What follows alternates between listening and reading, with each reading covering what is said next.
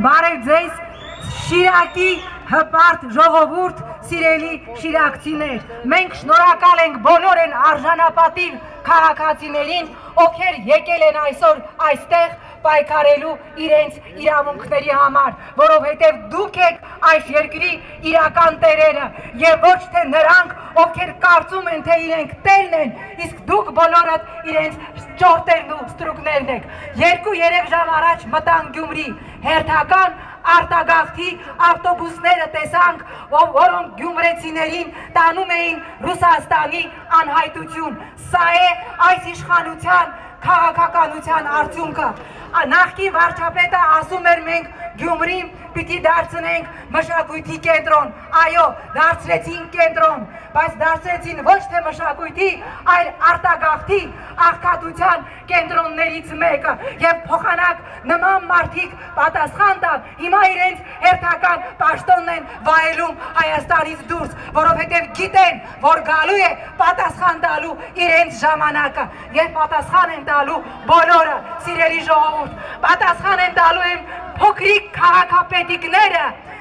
ովքեր մի քանի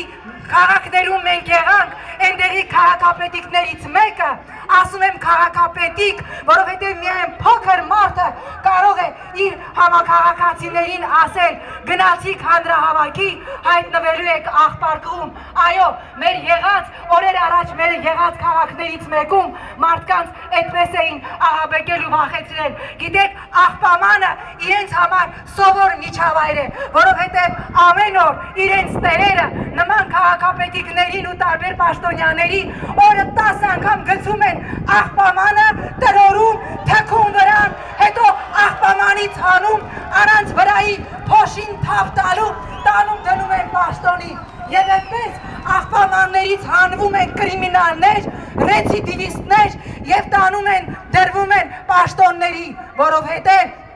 իրենք ահա այդպիսի ապահով Հայաստան են պատկերացնում իրենց համար միայն, որովհետև միայն կրիմինալի վրա հիմնված Հայաստանում այս իշխանությունը կարող է իրեն ապահով զգալ, դրա համար տեսեք վերջի նշանակումները, տեսեք թե ինչ կրիմինալ նշանակումներ արվեցին, որովհետև կրիմինալը կարող է միայն պահել ահա այս իշխանությանը, իշխանություն, որը սպառել է իր բոլոր ռեսուրսները եւ իշխանություն, որը պիտի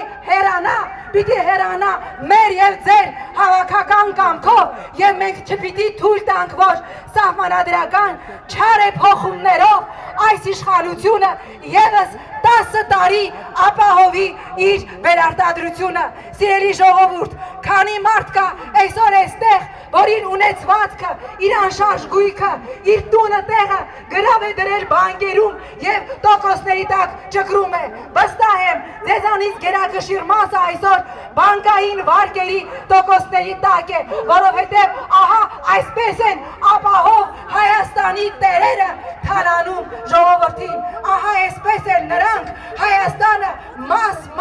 որպես գույք հանձնելու են օտարներին վարկերի դիմաց, որովհետև երկրի արտաքին բարդքը արդեն հասնում է հոբելյանական 5 միլիարդի սահմանին եւ պարտքենք մեր ու ձեր երեխաները, սիրելի ժողովուրդ, ես ասել եմ եւ հիմա կրկնում եմ, այս իշխանությունը պիտի հեռանա եւ մենք չպիտի թույլ տանք, որ այս իշխանությունը փորձի սահմանադրական փոփոխություններով իր համար եւս 10 տարվա գոյություն ապահովել։ Սա պիտի լինի այս գերակա մեկ միասնական օրակարգը պիտի լինի մեզ եւ ձեզ համախմբող օրակարգը, սիրելի ժողովուրդ։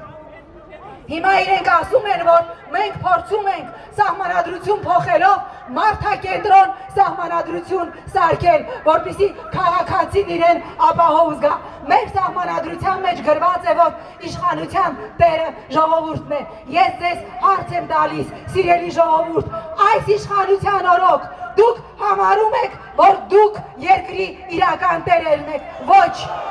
այո, որովհետև յուրաքանչյուր փոքր մանր չինովնիկ անգամ, էլ չեմ խոսում մեծ կալիբրի գանձագողերի մասին, քաղաքացու հետ վարվում են ինչպես ստրուկի եւ ճորտի։ Սիրելի ժողովուրդ, ես իրապես շնորհակալ եմ, որ դուք իրավատեր եք, որ դուք այստեղ կանգնած մեզ հետ միասին պայքարում եք ձեր իրավունքների համար։ Մենք ձեզ հուսախաբ չենք անելու։ Երեք քաղաքական ուժ այսօր միավորվել են, կրկնում եմ, մեկ օրակարգի շուրջ թույլ չտալ գործող իշխանությանը սահմանադրական փոփոխություններ անունը կրող բլեֆի եւ ավանտյուրայի տակ վերարտադրվել եւ եւս 10 տարի